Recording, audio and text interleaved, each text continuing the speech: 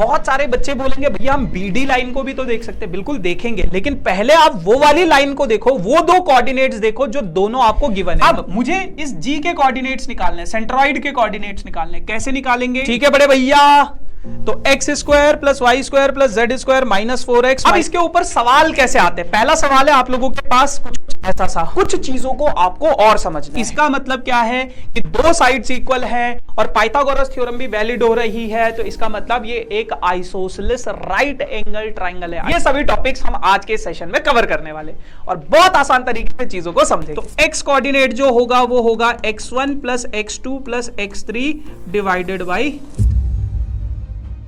Hello hi नमस्ते आदाब सत श्री अकाल, की हालचाल, कैसे आप लोग? मैं कुलदीप भंडारी स्वागत करता हूं आपका नेक्स्ट टॉपर्स के इस अमेजिंग से प्लेटफॉर्म पे, जहां पे आज हम सीखने वाले हैं इंट्रोडक्शन टू 3D। तो यार ये जो चैप्टर है क्लास 11th का one of the easiest chapter है, क्योंकि इसमें सिर्फ और सिर्फ आप लोगों के पास एक दो फॉर्मूले हैं और बहुत सिंपल सिंपल से क्वेश्चंस आप लोगों के एग्जाम में आते हैं। चाहे आप कॉम्पिटेटिव एग्जाम्स की भी बात करो तो उतना ज्यादा मुश्किल नहीं होता, लेकिन 12th क्लास में जब आप सेम चैप्टर पढ़ोगे तो ये चैप्टर का आपको एक अलग ही रूप दिखेगा, लेकिन उसके बेसिक्स ना यहीं से निकलेंगे। तो मेक श्योर कि इस चैप्टर के बेसिक्स को आराम से पढ़ना। लगभग 1 घंटे का ये सेशन होने वाला है एंड इस 1-1.5 घंटे में हम लोग इस पूरे के पूरे चैप्टर को, सभी प्रकार के सवालों को आसानी से कर लेंगे। देखो यार ये कुछ टॉपिक्स है आप लोगों के पास, इसमें ना एक टॉपिक है सेक्शन फॉर्मूला। हालांकि वो आपके सिलेबस में नहीं है, पहले हुआ करता था, बट अब सीबीएसई ने वो आप लोगों के सिलेबस से, एनसीईआरटी ने आप लोगों की किताब से उड़ा दिया है इस टॉपिक को। लेकिन इसके ऊपर बेस्ड क्वेश्चंस आपको सेंट्रॉइड ऑफ ट्राइंगल्स में देखने को मिलेंगे। इसके ऊपर बेस्ड क्वेश्चंस आपको पैरेललोग्राम के वर्टिसेस निकालने को देखने को मिलेंगे।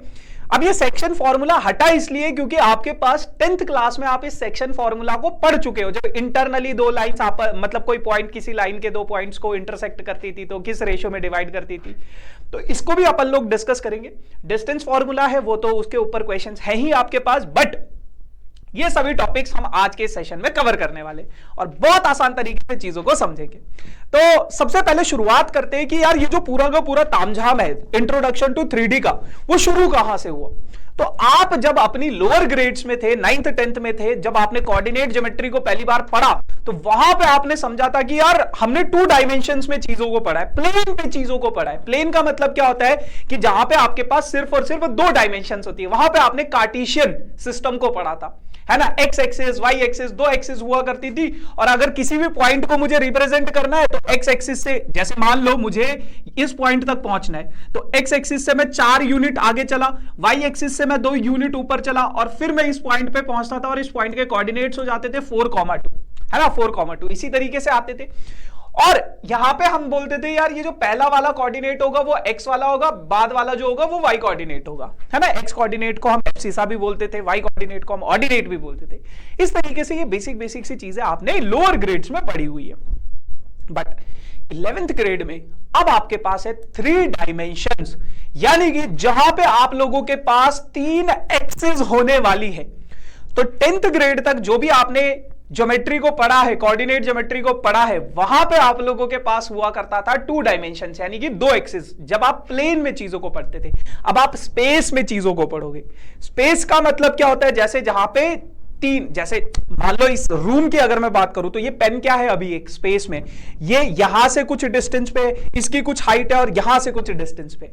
तो जब आपके पास 3 एक्सिस आ जाती है, यानी कि एक एक्स एक्सिस, एक वाई एक्सिस और एक जेड एक्सिस, तो आप लोगों का इस तरीके से एक ऑब्जेक्ट स्पेस में आ जाता है। और वही चीज हम यहां पे पढ़ने वाले हैं, वही चीज हम यहां पे डिस्कस करने वाले हैं कि कोई अगर पॉइंट है ये स्पेस में, तो इस पॉइंट का और इस पॉइंट के बीच का डिस्टेंस कितना है, ये चीज पढ़ेंगे। 2 पॉइंट्स के बीच का डिस्टेंस जो हमने 2D में पढ़ा था, वही अब हम 3D में चीजों को समझने वाले। ठीक है मेरे भाई, चलो तो समझते हैं, जानने की कोशिश करते हैं चीजों को बारीकी से। और मैं एक बारी ना थोड़ा सा अपना बेसिक सा इंट्रोडक्शन आप लोगों को दे देता हूं, अपना नहीं मतलब इस चैप्टर का, कि क्या कुछ चीजें हैं आपके पास, है ना। तो आओ फिर करते हैं श्री गणेश लेके प्रभु का नाम।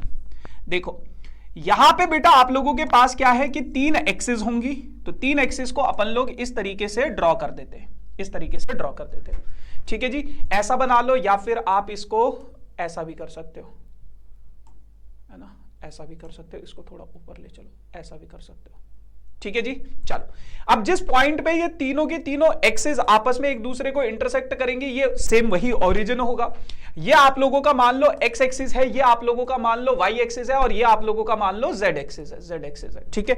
अच्छा, अब मान लो स्पेस पे आपके पास कोई पॉइंट है पी, ये कोई पॉइंट है पी, ये बेटा बोर्ड पे नहीं है, ये यहां पे ये पॉइंट, यहां पे जहां पे ये पेंसिल है ना, यहां पे ये पॉइंट है, यानी कि ये इतना आगे है, इतना है, और यहां से इतना डिस्टेंस है। समझ रहे हो, यहां से इतना डिस्टेंस है, यहां से इतना डिस्टेंस है, और यहां से इतना डिस्टेंस है। तो मान लो कोई पी पॉइंट है जो कि एक्स ओरिजिन से एक्स की दूरी पे है, एक्स डिस्टेंस की दूरी पे है। पी कोई पॉइंट है जो कि ओरिजिन से वाई एक्सिस पे, अगर हम देखें वाई डिस्टेंस पे है। और अगर मैं बात करूं जेड एक्सिस से, ये वाला जो डिस्टेंस है ये आप लोगों का कितना है, जेड है। तो इस पी पॉइंट के कोऑर्डिनेट्स हो जाएंगे बेटा एक्स, वाई, जेड। सबसे पहले x वाले के कोऑर्डिनेट्स को लिखते हैं, फिर y वाले के कोऑर्डिनेट्स को लिखते हैं, फिर z वाले के कोऑर्डिनेट्स को अपन लोग लिखा करते हैं। अब यहां पे ये तो बहुत बेसिक सी चीज है, यहां पे आपको कुछ कुछ बातें ध्यान में रखनी। अगर बेटा कोई पॉइंट x एक्सिस पे हुआ, अगर कोई पॉइंट x एक्सिस पे हुआ, तो उसके कोऑर्डिनेट्स क्या होंगे, x का वैल्यू कुछ ना कुछ होगा, y 0 होगा, और z भी कितना हो जाएगा, 0 होगा। जैसे मान लो अगर ये पॉइंट है, तो x एक्सिस पे इसके कोऑर्डिनेट्स क्या हो जाएंगे, x का कुछ वैल्यू होगा, y 0 होगा, और z भी 0 होगा। कोई पॉइंट अगर आप लोगों के पास बेटा y एक्सिस पे है, तो उसके कोऑर्डिनेट्स क्या होंगे, x 0, y का कुछ वैल्यू, और z 0। तो जैसे मान लो ये x 0, y का वैल्यू कुछ, और z 0, ठीक है जी। अगर कोई पॉइंट z एक्सिस पे हुआ, तो इसमें क्या है आप लोगों के पास, x 0, y 0, और z का कुछ ना कुछ वैल्यू होगा। x 0, y 0, और z का कुछ ना कुछ वैल्यू होगा। ठीक है मेरे भाई, ठीक है जी। चल, तो ये आप लोगों के पास क्या है, 3D में कुछ कुछ बातें हैं। अब कुछ चीजों को आपको और समझना है। देखो, कभी कभार वो बोलेगा कि आपका कोई पॉइंट है वो XY प्लेन पे है, XY प्लेन पे। यहां पे बेटा 3 प्लेन है आपके पास, 3 प्लेन है, यानी कि 3 प्लेन को आप किस तरीके से समझ सकते हो, आप उसको इस तरीके से समझ सकते हो, जैसे मान लो एक प्लेन ये है ना, फिर ऐसे ही एक प्लेन नीचे होगा, फिर ऐसे ही एक प्लेन इधर से होगा। तो ये XY जो प्लेन है आप लोगों के पास, ये जो प्लेन है XY प्लेन है, एक YZ प्लेन है ना, एक YZ प्लेन है, प्लेन मतलब हवाई जहाज वाला नहीं, और एक XZ या ZX प्लेन है। ठीक है मेरे भाई, ये ठीक है। अच्छा, अगर कोई पॉइंट XY प्लेन पे होगा, तो यहां पे x की वैल्यू कुछ ना कुछ होगी, y की वैल्यू कुछ ना कुछ होगी, बट z 0 हो जाएगा। मान लो XY यहां पे कोई पॉइंट है, इस प्लेन के ऊपर कोई पॉइंट है, तो यहां पे x का वैल्यू कुछ होगा, y का वैल्यू कुछ होगा, और z क्या हो जाएगा, इस पे 0 होगा, क्योंकि वो z एक्सिस से चला ही नहीं है। जैसे ये बोर्ड अगर XY प्लेन पे है, तो वो z एक्सिस से आगे आया ही नहीं है, z एक्सिस पे नहीं आया, वो इसी प्लेन पे बन गया। अगर कोई प्लेन YZ एक्सिस पे, तो यहां पे बेटा x 0 हो जाएगा, y का वैल्यू कुछ होगा, और z का वैल्यू कुछ होगा। तो YZ पे अगर कुछ है तो x 0 होगा, y का कुछ वैल्यू होगा, और z का कुछ वैल्यू होगा। उसी प्रकार से अगर यहां पे कोई है XZ पे है, तो यहां पे क्या होगा, x का कुछ वैल्यू होगा, y 0 हो जाएगा, और z का कुछ वैल्यू होगा। ठीक है जी, ये बहुत बेसिक सी बातें हैं, और z का कुछ वैल्यू होगा। बहुत सिंपल सी चीज है, क्लियर है, ये चीजें क्लियर है। अच्छा, अब बेटा एक बहुत सिंपल सी चीज है, जैसे हम वहां पे पढ़ा करते थे ना, नेगेटिव, इसमें भी होता है। ये नीचे की तरफ जाओगे नेगेटिव हो जाएगा, ये इधर की जाओगे नेगेटिव z हो जाएगा, ये इधर जाओगे तो x डैश आएगा जो नेगेटिव एक्सिस को रिप्रेजेंट करता है, y डैश आएगा, और ये क्या हो जाएगा, इधर z डैश हो जाएगा। ये नेगेटिव z एक्सिस को नेगेटिव, और ये z जो है ना, ये जो z एक्सिस है ना, ये बोर्ड से ऐसे बाहर की तरफ आ रही है। आप इसको ऐसे समझ सकते हो, ये आपकी 3 एक्सिस है, ये x एक्सिस है, ये y एक्सिस है, और ये z एक्सिस है, इस तरीके से समझ सकते हो। या ये x, y और ये z एक्सिस, इस तरीके से ये 3 एक्सिस है, perpendicular to each other. Clear है। अच्छा, अब एक बहुत बेसिक सी चीज मैं आप लोगों को समझाना चाहता हूं। जैसे हम लोग 10th ग्रेड में पढ़ा करते थे क्या, कि आपके पास किसी प्लेन को ये जो 2 एक्सिस है 4 पार्ट्स में डिवाइड करती है, फर्स्ट, सेकंड, थर्ड और फोर्थ, है ना, 4 पार्ट्स में डिवाइड करते हैं, और इन चारों पार्ट्स को हम लोग क्वाड्रेंट्स बोला करते थे। लेकिन यहां पे आपके पास ये जो एक्सिस है आपके इस पूरे के पूरे प्लेन को 8 पार्ट्स पे डिवाइड करती है, 8 पार्ट्स पे डिवाइड, पूरे के पूरे स्पेस को, है ना। जैसे वहां पे प्लेन को डिवाइड किया जाता था, यहां पे आपका पूरा का पूरा स्पेस इन 3 एक्सिस के द्वारा 8 पार्ट्स पे डिवाइडेड है और इनको बोला जाता है ऑक्टेंट्स। ऑक्टेंट्स बोला जाता है। अभी आगे हम इनके साइन के बारे में भी बात करेंगे। तो ये 3D का बहुत ही बेसिक सा कॉन्सेप्ट है, बहुत ही बेसिक सा कॉन्सेप्ट है ना। तो XY प्लेन पे Z 0 होगा, YZ प्लेन पे X 0 होगा। यहां पे आप देख सकते हो कि इस तरीके से ये आपके प्लेन है, ये पूरा का पूरा एक प्लेन है, फिर ये पूरा का पूरा एक प्लेन है। इसको थोड़ा ना विजुअलाइज करना पड़ेगा आपको, है ना, क्योंकि देखो बोर्ड पे स्पेस दिखाना थोड़ा मुमकिन नहीं है, लेकिन आप विजुअलाइज करो कि यार अगर आप किसी रूम में बैठे हुए हो तो आप यहां से और यहां से कितना हो, है ना, ऊपर कितना हो, समझ रहे हो। चलो फिर ये तीनों के तीनों आपस में ये इस तरीके से, जैसे ये वाला पॉइंट रिप्रेजेंट किया गया ना, ये है। अब ये क्या है, एक्स एक्सिस से एक्स कोऑर्डिनेट, वाई एक्सिस से वाई कोऑर्डिनेट और जेड एक्सिस, ये जेड एक्सिस से ऊपर की तरफ उठा हुआ है। तो इस तरीके से आप अपने इस पॉइंट को रिप्रेजेंट कर सकते हो, X comma Y comma Z. ठीक है जी। चल फिर यहां पे आप लोगों के पास बोला गया है कि अगर कोई एक्स एक्सिस पे तो वहां पे वाई और जेड 0 हो जाएगा, ये लिखवा चुका हूं मैं, वाई पे एक्स और जेड 0 हो जाएगा, ये चीज है। ठीक है जी, बहुत बेसिक सी चीज है। कोई भी पॉइंट एक्स एक्सिस पे है तो ये होगा, वाई एक्सिस पे तो जेड एक्सिस पे ये। ठीक है, चलो अब बात करते हैं ऑक्टेंट्स की कि इनके साइन क्या होते हैं। जैसे ये आप देख रहे हो, ये 8 पार्ट्स में डिवाइड हो चुका है। आप इसको ऐसे अज्यूम करो जैसे क्यूब होता है ना, क्यूब या क्यूबॉइड है, 1 part, 2 part, 3 part, 4 part, 5 part, 6 part, है ना। ये 6 पार्ट हुए, लेकिन इसके अलावा 2 पार्ट्स और होते हैं, है ना। जैसे अगर मैं देखूं, ये फर्स्ट पार्ट हो गया, फिर इसके पीछे सेकंड पार्ट हो गया, फिर इधर थर्ड हो गया, इधर फोर्थ हो गया, इधर फिफ्थ हो गया। तो इस ऐसे ही इसके 8 पार्ट्स होते हैं। अब एग्जामिनर आपके पास क्या क्वेश्चन पूछता है कि वो आपको कोई कोऑर्डिनेट दे देगा इस तरीके से 2, 3, 5, ये आपको बताने की कौन से क्वाड्रेंट्स में, कौन से ऑक्टेंट्स में आएगा, है ना। आपको ये बताना है कौन से ऑक्टेंट्स में आएगा। तो बहुत सिंपल सा, यहां पे आप लोगों को एक टेबल ध्यान रखना है, यहां पे आप लोगों को एक टेबल ध्यान में रखना है। ये अगर कोई फर्स्ट ऑक्टेंट में है तो यहां पे क्या हो जाएगा, तीनों आपके पास क्या हो जाएंगे, पॉजिटिव हो जाएंगे।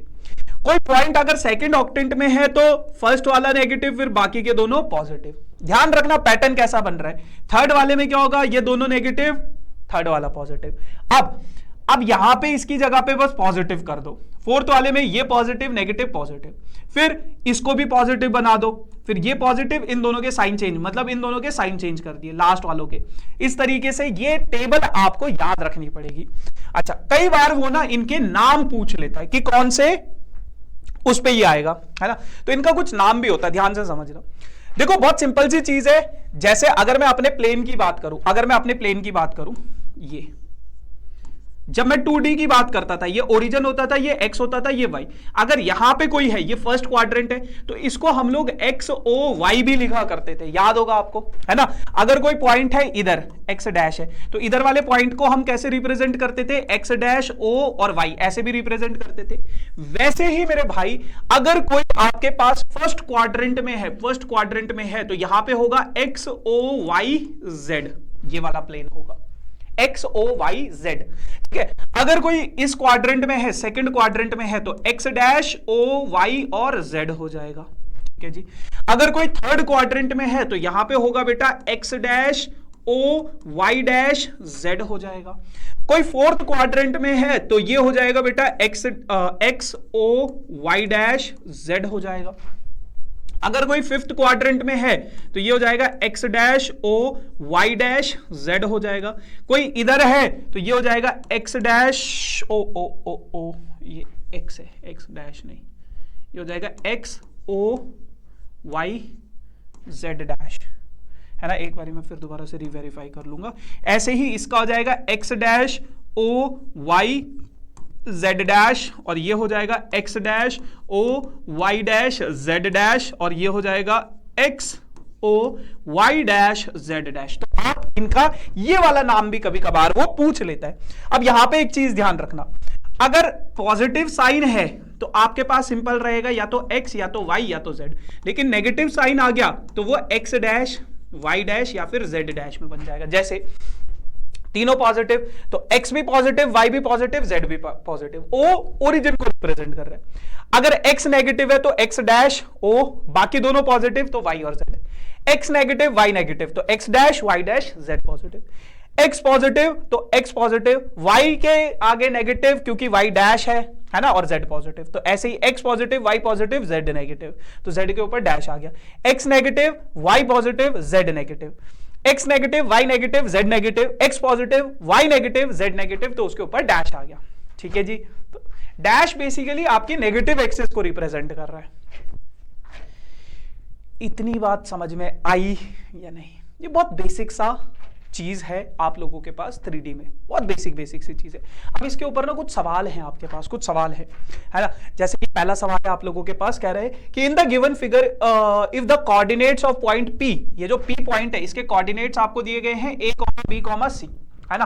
तो आपको क्या करना है, write down the coordinates of point A, B, C, D, बाकी सभी पॉइंट्स के कोऑर्डिनेट्स निकालने। जैसे ये A है, अब ये जो P पॉइंट है, P के कोऑर्डिनेट्स आपको दिए गए हैं A, B, C, यानी कि इसका x एक्सिस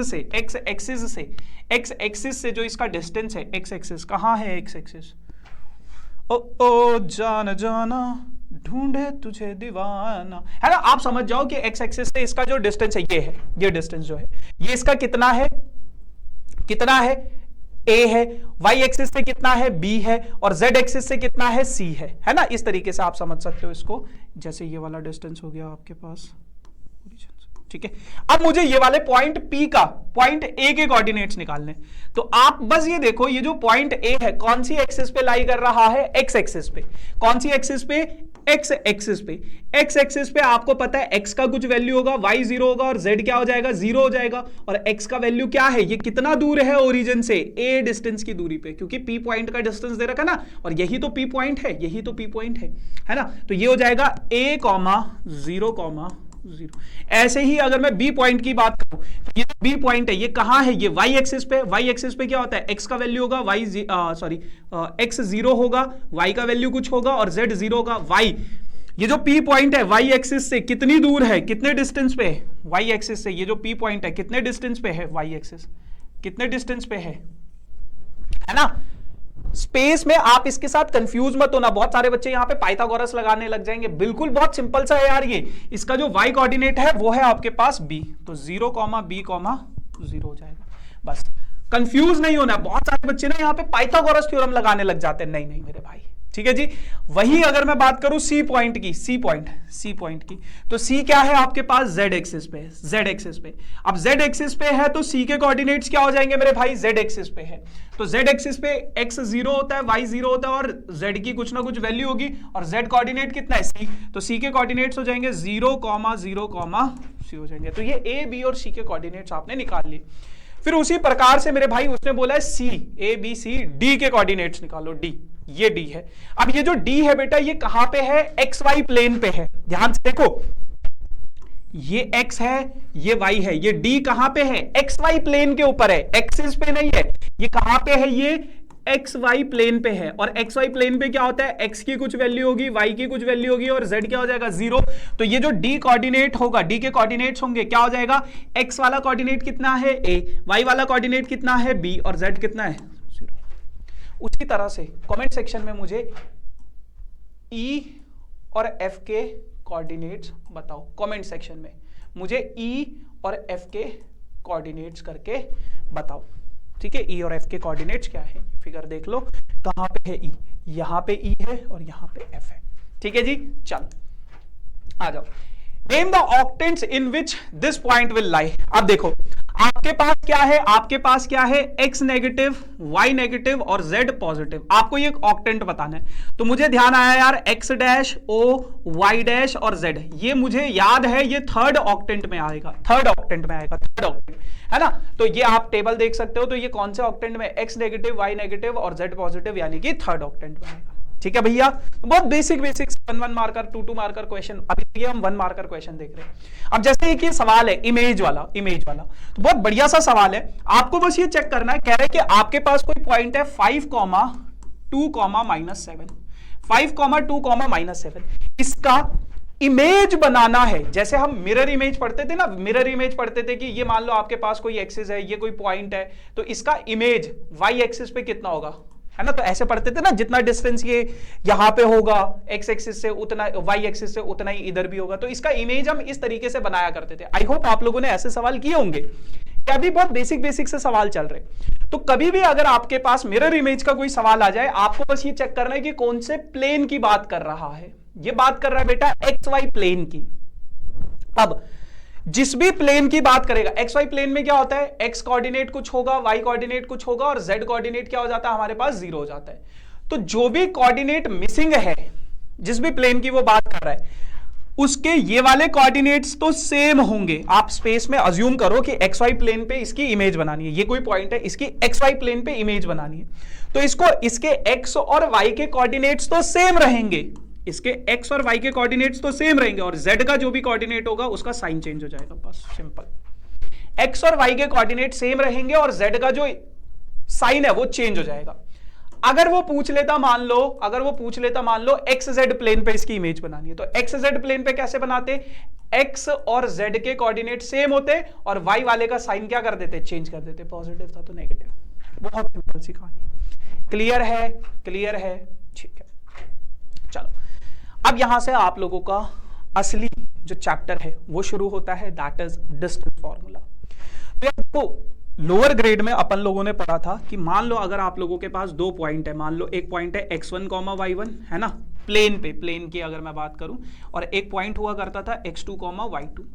अब अगर मैं इन दोनों पॉइंट्स के बीच का डिस्टेंस यानी कि AB निकालने की अगर मैं कोशिश करूं, तो ये जो AB होता था ये क्या हो जाता था आपके पास, under root of x2 minus x1 का होल स्क्वायर, है ना, प्लस y2 माइनस y1 का होल स्क्वायर। ये पढ़ा था हमने डिस्टेंस फॉर्मूला, यही पढ़ा था। बट यहां पे आप लोगों के पास अब स्पेस में चीजें हैं।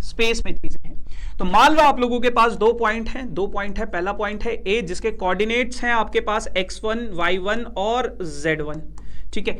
दूसरा पॉइंट है आप लोगों के पास B, जिसके कोऑर्डिनेट्स हैं आपके पास x2, y2 और z2। ये दो कोऑर्डिनेट्स हैं। अब अगर मुझे इन दोनों पॉइंट्स के बीच का डिस्टेंस बताना है, डिस्टेंस यानी कि क्या बताना है मुझे, AB की वैल्यू बतानी है, AB।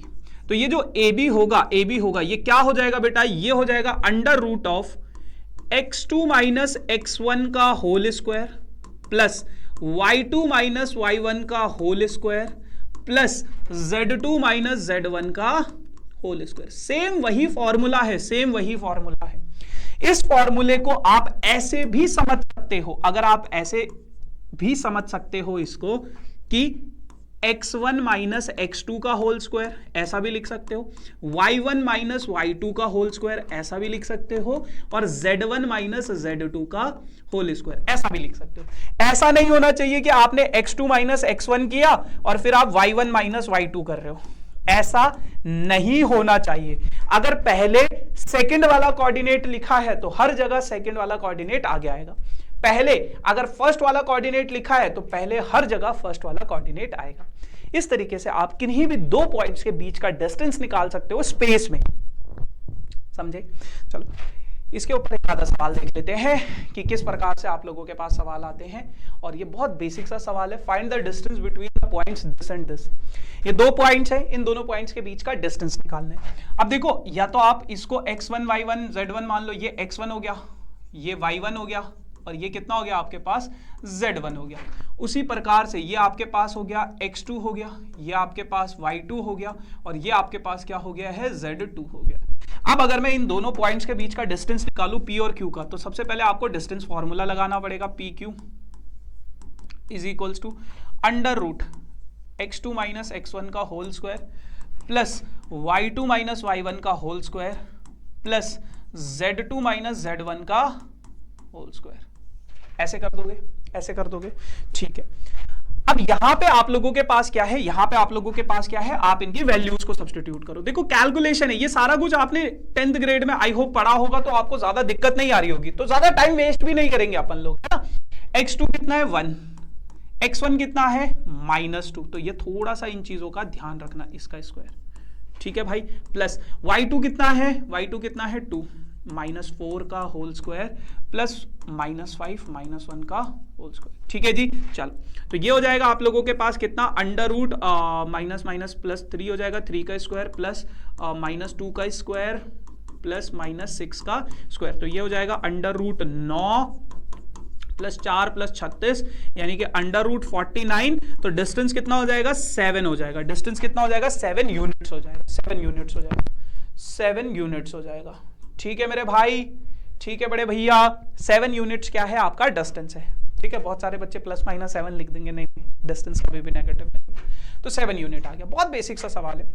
अब क्या कहते हैं, कहते हैं using distance formula prove that these points are collinear. Collinear points क्या होते हैं पहले उसको समझो। देखो अगर मान लो आपके पास एक पॉइंट ये है A, दूसरा पॉइंट ये है आपके पास B और तीसरा पॉइंट ये है आपके पास C। ये तीनों पॉइंट्स कोलिनियर कब होंगे, जब ये एक लाइन पे लाई करेंगे, है ना। यही पढ़ा था हमने लोअर ग्रेड्स में। और कोलिनियरिटी की क्या कंडीशन होती है कि यार AB प्लस BC जो है, AB प्लस BC जो है वो AC के इक्वल आना चाहिए, तभी तो वो कोलिनियर कहलाएंगे। तभी इसका मतलब क्या है, वो एक ही लाइन पे लाई कर रहे हैं। कोलिनियर पॉइंट्स क्या होते हैं, जब वो एक ही लाइन पे लाई करते हैं। तो कोलिनियर कब होंगे, जब दो का सम तीसरे के बराबर होगा तब वो कोलिनियर होगा। ठीक है जी, चलो यही पढ़ाया था बचपन में। आ जाओ, अब कहते हैं कि एक पॉइंट है P, Q और R, आपको इनको कोलिनियर प्रूफ करना है। तो कोलिनियर के लिए क्या प्रूफ करना पड़ेगा, आपको पहले PQ निकालना पड़ेगा, QR निकालना पड़ेगा, फिर PR निकालना पड़ेगा और देखना पड़ेगा कि क्या ये तीनों पॉइंट्स का, दो पॉइंट्स का सम, दो का डिस्टेंस तीसरे के बराबर है या नहीं। तो अगर मैं बात करूं PQ की, तो PQ आप कैसे निकालोगे, देखो x2 माइनस x1 यानी कि -1 का whole square plus y2 minus y1 यानी कि -1 -2 का whole square plus z2 minus z1 यानी कि -1 -3 का होल स्क्वायर। तो ये हो जाएगा आप लोगों के पास कितना, PQ कितना हो जाएगा, यहीं पे कर लेगा इसको, अंडर रूट ऑफ -2 का स्क्वायर प्लस -3 का स्क्वायर प्लस -4 का स्क्वायर। तो ये हो जाएगा PQ हो जाएगा आप लोगों के पास, PQ हो जाएगा आप लोगों के पास अंडर रूट ऑफ -2 का स्क्वायर 4 प्लस 9 प्लस 16। तो ये हो जाएगा अंडर रूट ऑफ 29।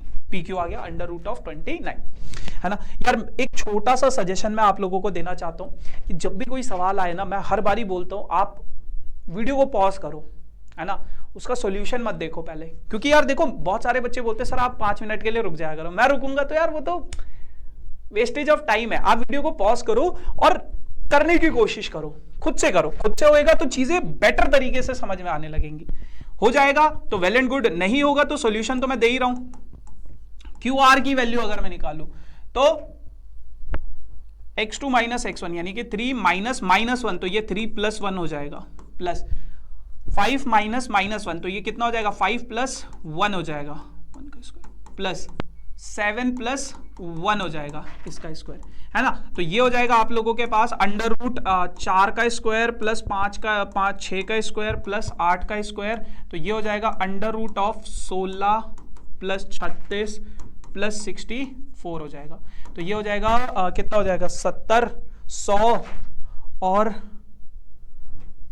116। एक सेकेंड है, QR अगर मैं निकालूं 3 और 1 4, 6 और 8, 4 6 और 8, तो ये हो जाएगा 100 और 16, 116 हो जाएगा। अब 116 को अगर मैं थोड़ा सा फैक्टराइज करने की कोशिश करूं, 2 से डिवाइड करोगे 2 5 10 और 8 16 हो जाएगा, फिर 2 से डिवाइड करोगे 2 2 4 और 9 2 18। ठीक है, तो ये आ जाएगा आपके पास 2 अंडर रूट 29 आ जाएगा। क्लियर है, ठीक है। अब वही अगर मैं बात करूं PQ आ गया, QR आ गया और अब आपके पास रह गया PR अगर मैं निकालूं तो 3 माइनस 1 का होल स्क्वायर प्लस 5 माइनस 2 का होल स्क्वायर प्लस 7 माइनस 3 का होल स्क्वायर। तो ये आप लोगों के पास हो जाएगा कितना, 3 और 1 4 का स्क्वायर प्लस 3 का स्क्वायर प्लस 4 का स्क्वायर यानी कि 4 का स्क्वायर हो जाएगा 16 प्लस 9 प्लस 16। कुछ गड़बड़ हुई है जहां तक मुझे लग रहा है। अच्छा 3 और ये 2 का स्क्वायर हो जाएगा, 2 का स्क्वायर यहाँ पे हो जाएगा आपके पास कितना, 4, है ना। तो ये हो जाएगा अंडर रूट ऑफ 29।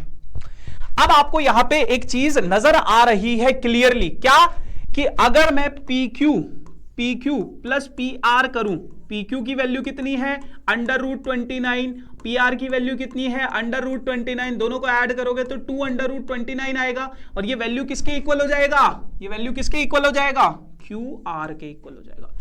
तो P Q plus P are जो है क्यू आर के इक्वल है। दैट मीन्स अगर कोई भी दो डिस्टेंसेस का सम तीसरे के इक्वल आ जाए तो इसका मतलब क्या है, तीनों के तीनों पॉइंट्स क्या हो जाते हैं, कॉलिनियर हो जाते हैं। बस।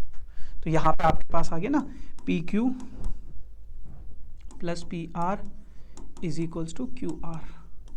तो इसका मतलब क्या है, ये कोलिनियर पॉइंट्स है। क्लियर है, क्लियर है, क्लियर है, ठीक है। चलो जी आ जाओ अगला सवाल। अगला सवाल कहता है कि determine the points in which xy plane which is equidistant from the point this and this। कह रहे हैं कि आपके पास कोई पॉइंट है जो कि कहां पे है, xy प्लेन पे है, xy प्लेन पे। अब xy प्लेन के जो कोऑर्डिनेट्स होंगे बेटा x, y, 0 हो जाएगा। बताया था मैंने, xy प्लेन पे कोई पॉइंट होगा तो उसके कोऑर्डिनेट्स क्या हो जाएंगे, x, y, 0 हो जाएंगे। ठीक है, अब आपको एक बात समझ में आनी चाहिए कि ये जो पॉइंट है, इस पॉइंट को P मान लेते हैं।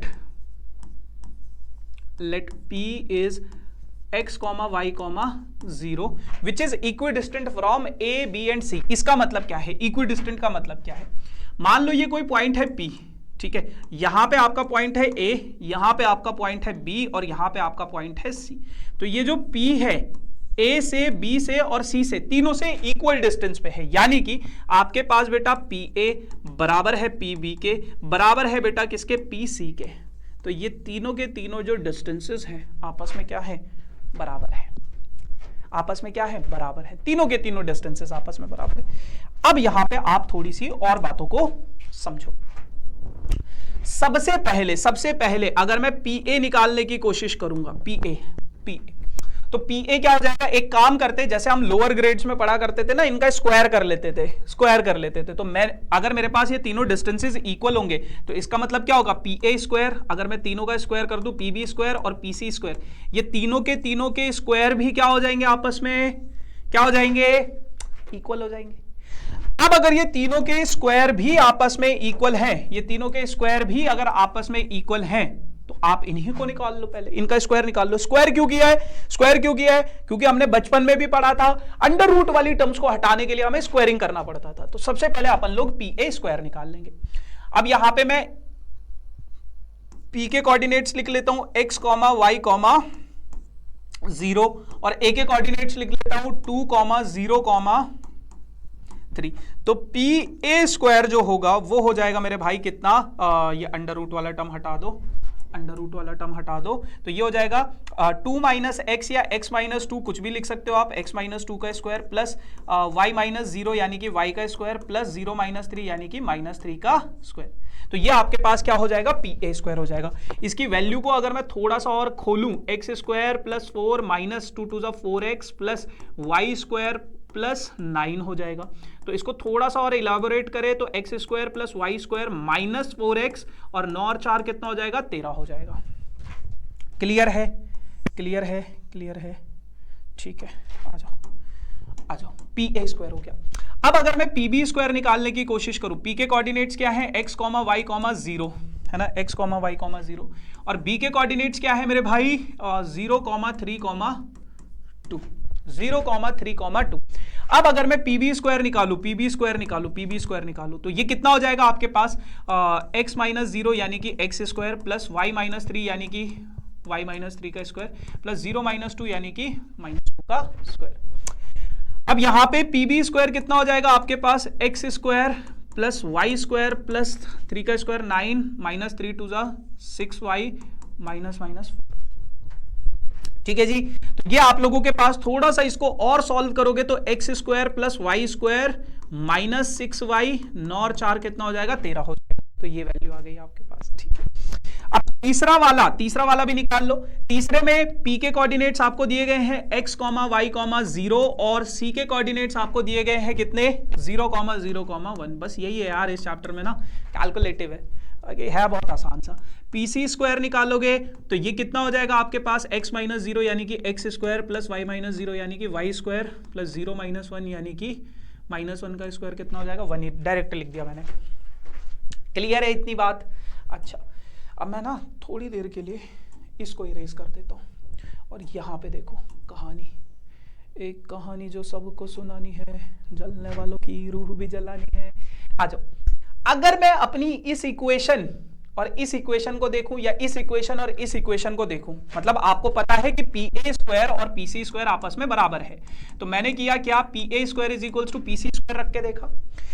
पी ए स्क्वायर कितना है, X square plus Y square plus minus 4x plus 13, और यहां पे क्या है, पी सी स्क्वायर क्या है, X square plus Y square plus 1।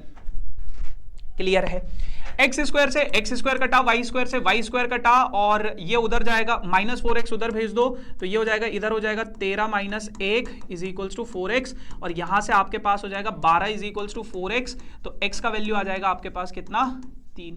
तो x का वैल्यू आप लोगों के पास आ गया है, कितना है, 3 है।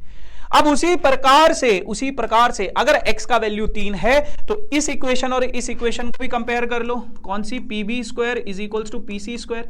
अब पी बी स्क्वायर कितना है मेरे भाई, x square plus Y square minus 6y plus 13 is equals to x square plus Y square plus 1। X square Y square, x square Y square, 13 minus 6y को उधर भेज दो तो 13 minus 1 is equals to 6y, तो 12 is equals to 6y, काटोगे तो y की value आ जाएगी कितनी, 2। तो x की वैल्यू 3 और y की वैल्यू कितनी आ गई है, 2। क्लियर है, x की वैल्यू 3 और y की वैल्यू 2, और z हमारे पास क्या था, 0, तो इसके कोऑर्डिनेट्स क्या हो जाएंगे, 3, 2, 0। यही तो निकालना था, ठीक है जी। चलो, show that the points A, B and C are the vertices of an isosceles right angle triangle। अब देखो आपके पास इस प्रकार के सवाल आएंगे कि आपको राइट एंगल ट्राइंगल, मैं ना एक काम करता हूं, यहां पे लिख देता हूं क्या क्या चीजें आएंगी आपके पास। आएगा सबसे पहले तो एक ऐसा आएगा कि मतलब रेक्टेंगल आपको प्रूफ करने को बोलेगा, तो रेक्टेंगल के केस में क्या करना है आपको, रेक्टेंगल के केस में क्या करना है, मान लो ABCD कोई रेक्टेंगल है, तो 4 साइड्स इक्वल होती है, चारों साइड्स को निकालो, और इक्वल अगर है तो वो रेक्टेंगल, ऑपोजिट साइड्स इक्वल होती हैं, एंड प्लस उसके साथ दोनों डायगोनल्स जो होंगे वो भी क्या होंगे, इक्वल होंगे, तो वो आपका रेक्टेंगल प्रूफ हो जाएगा, है ना। डिस्टेंस फॉर्मूले से आप निकाल सकते हो चीजों को और इनको इक्वल प्रूफ कर सकते हो। अगर वो पूछ ले आपसे स्क्वायर, तो स्क्वायर के केस में क्या करोगे, all sides are equal proof करोगे, एंड उसके साथ साथ क्या, दोनों के दोनों डायगोनल्स इक्वल प्रूफ करोगे, ठीक है। अगर वो आपसे पूछ ले सिर्फ और सिर्फ रोम्बस, मतलब ये बोल दे कि इसको रोम्बस प्रूफ करना है, तो रोम्बस के केस में क्या हो जाएगा, सिर्फ आपको चारों साइड्स इक्वल प्रूफ करनी है, ऑल साइड्स इक्वल, डायगोनल में नहीं घुसना है, अगर वो बोल दे पैरेललोग्राम, तो पैरेललोग्राम के केस में क्या करना है आपको, सिर्फ और सिर्फ ऑपोजिट साइड्स को इक्वल प्रूफ करना है, डायगोनल के केस में नहीं जाना है ना। ये चीज है। बाकी राइट एंगल ट्राइंगल में आपको पता है, जैसे ये पूछ लेगा आइसोसेलेस ट्राइंगल प्रूफ करो, तो isosceles right angle triangle proof करना है, तो आइसोसेलेस राइट एंगल ट्राइंगल की आपको कंडीशन पता होनी चाहिए। मान लो आपके पास ये कोई A, B और C, isosceles right angle triangle में क्या होगा कि जो दो साइड्स है AB और BC वो आपस में क्या होनी चाहिए, इक्वल होनी चाहिए, कोई भी दो साइड्स इक्वल होनी चाहिए, और यहां पे पाइथागोरस थ्योरम भी लगना चाहिए कि AC square is equals to AB square plus BC square के इक्वल होना चाहिए। तो यहां पे सबसे पहले आपको क्या करना है, आपको तीनों डिस्टेंसेस निकाल लो, AB, BC और AC निकाल लो। तो सबसे पहले आपको A के कोऑर्डिनेट्स दिए गए हैं क्या, 0, 1, 2, और B के कोऑर्डिनेट्स दिए गए हैं क्या, 2, -1, 3। A और B के कोऑर्डिनेट्स गिवन है। अब आप क्या AB नहीं निकाल सकते हैं भैया। तो सबसे पहले अपन लोगों ने क्या कर दिया, AB निकाल लिया। तो AB क्या हो जाएगा आपके पास, √(x2 - x1) यानी कि 2 - 0 2 का स्क्वायर, -1 देखो इन दोनों को अगर माइनस करूंगा, -1 डायरेक्ट लिख रहा हूं मैं, -2 का स्क्वायर, 3 - 2 यानी कि 1 का स्क्वायर। ठीक है जी। अब आप बड़े बच्चे हो तो अब मैं ये छोटा छोटा लिख के नहीं दिखाऊंगा, -2 -1 -1 -1 इज इक्वल्स टू -2, है ना। तो ये अब आप समझ जाओ, 2 का स्क्वायर 4, 2 का स्क्वायर 4 1, तो ये कितना हो जाएगा मेरे भाई 4 और 4, अरे अरे अरे अरे कहाँ तक जाएगा लाइन, अरे आजा भाई डस्टर। तो ये कितना हो जाएगा, ए बी हो जाएगा आप लोगों के पास कितना, A B is equals to under root of 9 यानी कि 3 आ गया, ए बी की वैल्यू आ गई 3। ठीक है, उसी प्रकार से क्या हम BC निकाल सकते हैं, क्या हम BC निकाल सकते हैं, बिल्कुल निकाल सकते हैं। B के कोऑर्डिनेट्स लिखो 2, -1, 3। C के कोऑर्डिनेट्स लिखो 1, -3, 1। C के कोऑर्डिनेट्स लिख दिए, B के कोऑर्डिनेट्स लिख दिए, तो BC कितना हो जाएगा, BC स्क्वायर, सॉरी BC निकालो, BC हो जाएगा अंडर रूट, ये इससे माइनस करोगे 1 - 1 यानी कि 1 - 2 -3 का स्क्वायर, सॉरी 1 - 2 -1 का स्क्वायर, -1 का स्क्वायर, -3 माइनस माइनस प्लस हो जाएगा, प्लस -2 का स्क्वायर, 1 - 3 यानी कि -2 का स्क्वायर हो जाएगा। तो BC की जो वैल्यू होगी वो आपके पास हो जाएगी कितनी, 1 का स्क्वायर 1, -2 का स्क्वायर 4, इसका स्क्वायर 4 हो जाएगा। तो BC की वैल्यू जो होगी वो हो जाएगी आपके पास अंडर रूट ऑफ 9 यानी कि 3 हो जाएगी, 3 हो जाएगी। ठीक है बड़े भाई, अरे ठीक है आ जाओ अगला सवाल, मतलब अगला सवाल नहीं, अगला वाला निकाल लो। अब आपको क्या निकालना है, ए से भी निकाल लेना है। तो ए के कोऑर्डिनेट्स आपको गिवन है कितने हैं, 0, 1, 2, और सी के कोऑर्डिनेट्स आपको गिवन है 1, -3, 1। समझ में आ रहा है, बोर तो नहीं हो रहे हो। देखो अगर आप लोग पढ़ते समय बोर हो रहे हो तो बहुत बड़ी दिक्कत है मेरे भाई। कुछ टाइम बाद आप लोगों का एग्जाम होगा, है ना, कुछ टाइम नहीं होगा तो कुछ टाइम बाद होगा। तो कोशिश ये करो कि यार पढ़ाई में थोड़ा सा इंटरेस्ट बना के रखो। इंटरेस्ट नहीं आ रहा तो खौफ बना के रखो, पास भी तो होना है मेरे भाई, है ना। चलो बट कोशिश ये करो कि यार खौफ से ज्यादा बेटर आप लोग इंटरेस्ट जरूर लो, है ना, क्योंकि अगर मजा नहीं आएगा तो फिर, और मजा तभी आएगा जब आप करोगे, क्योंकि देखो मैं करूंगा तो शायद आप बोरिंग फील करोगे। मैं आपको बोल रहा हूं ना, वीडियो को पॉज करो, क्वेश्चन को सॉल्व करो, क्वेश्चन सॉल्व होगा तो आपको अच्छा लगेगा कि यार हो रहे हैं। जब कोई चीज होती है ना हमसे, हमारा मन करता है हम और करें, तो फिर इंटरेस्ट डेवलप होता है। बहुत बार बच्चे मुझसे पूछते हैं अक्सर कि सर मैथ्स में ना समझ नहीं आता है, मैथ्स मतलब इंटरेस्ट ही डेवलप नहीं होता है, कैसे करें। तो उसका एक सिंपल सा साधारण सा लॉजिक होता है कि आप मैथ्स को करो। समझ में नहीं आ रहा है, समझो, क्योंकि यार देखो मां के पेट से कोई सीख के नहीं आता है ना। इंसान क्या होता है कि उसको चीजों को समझता है, सीखता है, करता है। जब वो प्रैक्टिस करेगा तब वो सीखेगा उस चीज को, समझ रहे हो। तो आपको करना पड़ेगा, पहले आप मजबूरी में करो। वो डायलॉग सुना है ना, शुरू मजबूरी में किए थे लेकिन अब मजा आने लगा है ना। गुड्डू भैया बोले थे कि नहीं बोले थे। तो वैसे ही मजबूरी में शुरू करो, बट उसके बाद मैं गारंटी ले रहा हूं आपको मजा आएगा, इंटरेस्ट डेवलप होगा। ठीक है, चलो अब अगर हम बात करें एसी की, एसी आप लोगों के पास कितना हो जाएगा, हाँ ये 1 - 0 1 का स्क्वायर हो जाएगा, -3 -1 कितना हो जाएगा, -4 का स्क्वायर हो जाएगा, और ये कितना हो जाएगा, -1 का स्क्वायर अगेन हो जाएगा। तो एसी का जो वैल्यू है वो हो जाएगा आपके पास कितना, 1 का स्क्वायर 1 + 4 का 16 + 1, तो ये हो जाएगा कितना 18। तो एसी हो जाएगा अंडर रूट ऑफ 18, और अंडर रूट ऑफ 18 को हम लिख सकते हैं 2√3√2।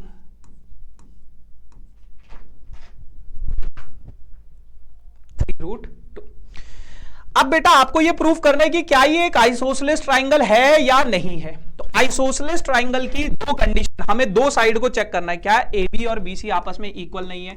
तो A B is equals to B C है, इज इक्वल्स टू 3 सेंटीमीटर या 3 यूनिट्स। तो ये इसका मतलब क्या है, दो साइड्स तो इक्वल है। अब अगर मैं यहां पे इनका स्क्वायर भी निकाल लू, ए बी स्क्वायर कितना हो जाएगा, 9 हो जाएगा। बी सी स्क्वायर निकालू तो बी सी स्क्वायर कितना हो जाएगा, 9। ए सी स्क्वायर निकालू तो ए सी स्क्वायर कितना हो जाएगा, 18।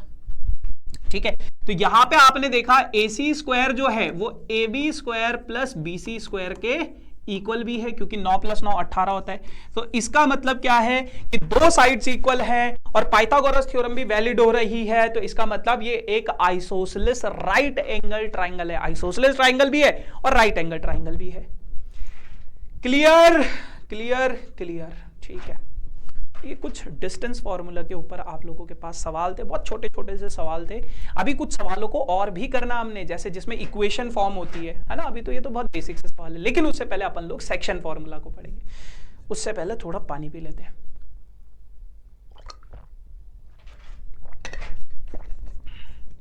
क्योंकि जल ही जीवन है दोस्तों। तो लगभग अब थोड़ा जितना हम पढ़ चुके हैं उतना ही देर का और सेशन होगा। क्वेश्चन है। सेक्शन फॉर्मूला को समझ लेते हैं पहले कि सेक्शन फॉर्मूला है क्या। तो यार सेक्शन फॉर्मूला हम लोअर ग्रेड्स में पढ़े थे, है ना, लोअर ग्रेड्स में पढ़े थे। मान लो आप लोगों के पास कोई पॉइंट है ए, क्या पढ़े थे कि अगर मेरे पास कोई पॉइंट है x1, अब हम 3D में बात कर रहे हैं, 3D में बात करेंगे, ठीक है। तो 3 कोऑर्डिनेट्स की, मान लो कोई पॉइंट है A और दूसरा पॉइंट है B, जिसके कोऑर्डिनेट्स आपको दिए गए हैं x2, y2, z2, ये इसके कोऑर्डिनेट्स है। मान लो इन दोनों पॉइंट्स को ज्वाइन किया, 2 पॉइंट्स को ज्वाइन करके क्या बनता है कि स्ट्रेट लाइन बनती है। क्लियर है, ठीक है, एक स्ट्रेट लाइन बन गई। तो यहां पे कोई पॉइंट है C, यहां पे कोई पॉइंट है C जो इसको x, y, z में, x, y, z में किसी रेशो में डिवाइड कर रही है। अब हमें रेशो नहीं पता तो हमने रेशो मान लिया m रेशो n में, ये क्या कर रहा है, इसको डिवाइड कर रहा है। m रेशो n में क्या कर रहा है, डिवाइड कर रहा है।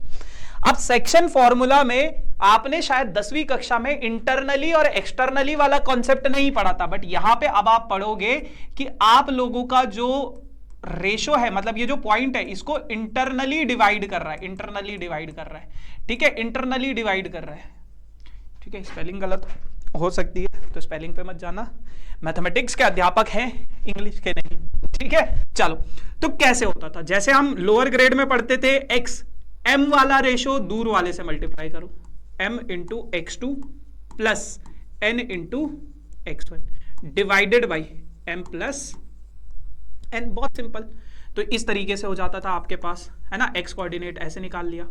अगर मैं बात करूं y कोऑर्डिनेट की, अगर मैं बात करूं y कोऑर्डिनेट की, तो y कोऑर्डिनेट क्या हो जाएगा, m into y2 plus n into y1। वही सेम चीज है मेरे भाई जो हमने लोअर ग्रेड में भी पढ़ा है, यही तो पढ़ा था हमने, है ना, ऐसे ही तो निकालते थे। अब बस यहाँ पे एक z वाला एक्स्ट्रा आ गया, m into z2 plus n into z1 divided by m plus n। और इसको याद करने का तरीका मैं इस तरीके से समझाया करता था कि जैसे मान लो ये क्या हो, ये क्या हो, ये आप हो, ये आप हो, और जो आपके पास है वो आपकी क्लास की लड़कियां हैं या लड़के हैं, लड़कियों के लिए लड़के हैं, और ठीक है, ये आप हो, ये आपकी क्लास की लड़कियां हैं, और ये दूसरी क्लास की लड़कियां हैं। तो होता क्या है ना कि अक्सर हमें जो हमारी क्लास के अंदर लड़कियां हैं या हमारी क्लास के अंदर जो लड़के हैं, लड़कियों को लड़के वो पसंद नहीं आते, उनको दूसरी क्लास के लड़के और दूसरी क्लास की लड़कियां पसंद आती है। तो m जो होगा कहां, तो आप कहां जाते हो, दूसरी क्लास के लड़कों के पास या दूसरी क्लास की लड़कियों के पास। थोड़ा मतलब समझ रहे हो ना, बस। तो m क्या होगा, x2 से मल्टीप्लाई होगा, तो ये दूर वाले से मल्टीप्लाई होगा, और ये क्या है, ये भी दूर वाले, पास वाले से नहीं, दूर वाले से रिश्ता बनाएंगे, ठीक है बड़े भाई। चलो, ऐसे आप इसको याद रख सकते हो। अच्छा, अब बहुत सारे बच्चे एडिट्स बना देंगे, सर ये तो हमारी बात कर रहे हैं। अब बात करते हैं कि यार एक्सटर्नली अगर आपको कोई डिवाइड कर रहा है, मतलब एक्सटर्नली अगर कोई रेशो आपको डिवाइड कर रहा है, तो कोई आपकी लाइन को डिवाइड कर रहा है, एक्सटर्नली कैसे डिवाइड करता है पहले उसको समझो। सेम है, आपके पास 2 पॉइंट्स है बेटा, एक पॉइंट है A जिसके कोऑर्डिनेट्स है x1, y1 और z1, ठीक है।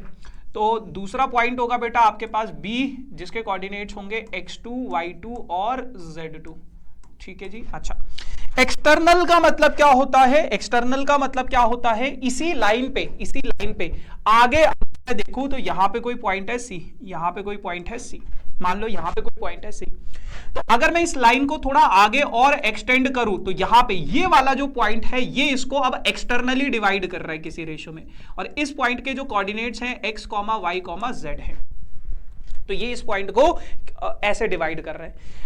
अब यहां पे आप एक चीज को समझो, यहां से लेके यहां तक का जो रेशो है, मतलब डिस्टेंस है, वो m है, और यहां से लेके यहां तक का जो डिस्टेंस है वो n मान लिया मैंने। तो आपके पास AC अपॉन BC जो है वो कितना है, m अपॉन n, यानी कि m रेशो n में ये इसको एक्सटर्नली डिवाइड कर रहा है। तो x वाला जो कोऑर्डिनेट हो जाएगा मेरे भाई क्या हो जाएगा, m, फिर दोबारा से ये m यहां से शुरू हुआ है, ठीक है, अब ये बीच में आ रहा है तो m इंटू x2, जैसे m x1 था ना, बस यहाँ पे प्लस की जगह पे माइनस साइन आ जाएगा, m माइनस n। उसी तरह से y कोऑर्डिनेट हो जाएगा m into y2 minus n into y1 divided by m minus n, और z is equals to m into z2 minus n into z1 divided by m minus n। आपके NCERT में ये section formula हटा दिया गया है, but इसके ऊपर कुछ कुछ सवाल हम लोग प्रैक्टिस कर लेते हैं, ठीक है। तो 2 सवाल करेंगे, उसके बाद इस सेक्शन फॉर्मूला का यूज बाकी जगह पे कहां पे आता है वो हम सवालों के माध्यम से समझने की कोशिश करेंगे। कहते हैं कि और इंटरनल वाले का ही ज्यादातर आप लोगों के पास यूज है, एक्सटर्नल वाले का नहीं है।